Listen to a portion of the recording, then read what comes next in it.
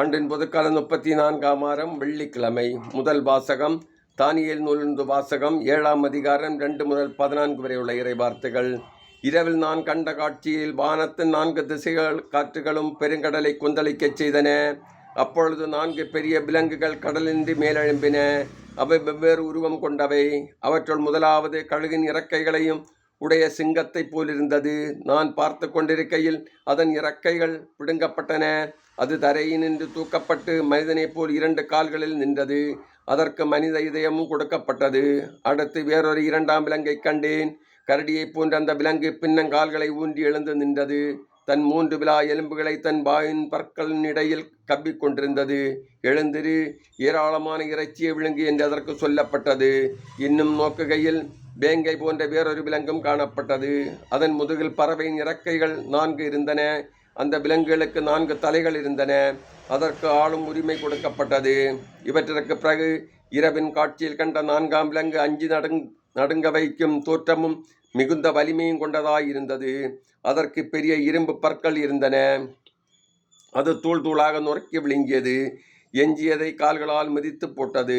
இதற்கு முன் நான் கண்ட விலங்குகளுக்கு இது மாறுபட்டது. இதற்கு 10 கொம்புகள் இருந்தன. அந்த கொம்புகளை நான் கவனித்து பார்க்கையில் அவற்றின் நடுவில் வேறொரு சிறிய கொம்பு முளைத்தது. அதற்கு இடமளிக்கும் வகையில் முன்னைய கொம்புகள் 3 வேரோடு பிடுங்கப்பட்டன. அந்த கொம்பில் மனித கண்களைப் போல கண்களும் பெருமை பேசும் வாயும் இருந்தன. நான் பார்த்து கொண்டிருக்கையில் அரியணைகள் அமைக்கப்பட்டன.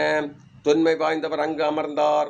அவருடைய ஆடை வெண்பனி போலவும் அவரது தலைமுடி தூய பஞ்சு போலவும் இருந்தன. அவருடைய அரியணை தீ குழந்துகளாயும் அதன் சக்கரங்கள் எரி நெருப்பாயும் இருந்தன. அவர் முன்னிலையிலிருந்து நெருப்பாலான ஓடை தோன்றி பாய்ந்தோடி வந்தது. 10,000 பேர் அவருக்கு பணிபுரிந்தார்கள். பல கோடி பேர் அவர் முன் நின்றார்கள். நீதிமன்றம் தீர்ப்பு வழங்க அமர்ந்தது. நூல்கள் திறந்து வைக்கப்பட்டன. அந்த கொம்பு பேசின பெருமைமிக்க சொற்களை முன்னிட்டு நான் அதை கவனித்து பார்த்தேன். அப்படி பார்க்கையில் அந்த விலங்கு கொல்லப்பட்டது.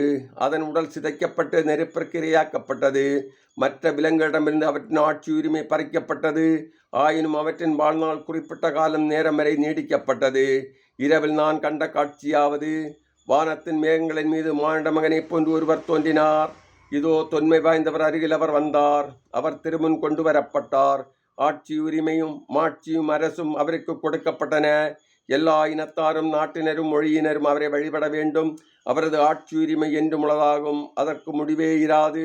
அவரது அரசு அழிந்து போகாது என்றார். இது கிறிஸ்து ஆண்டவர் வழங்கும் அருள்வாக்கு. இறைவா உமக்கு நன்றி.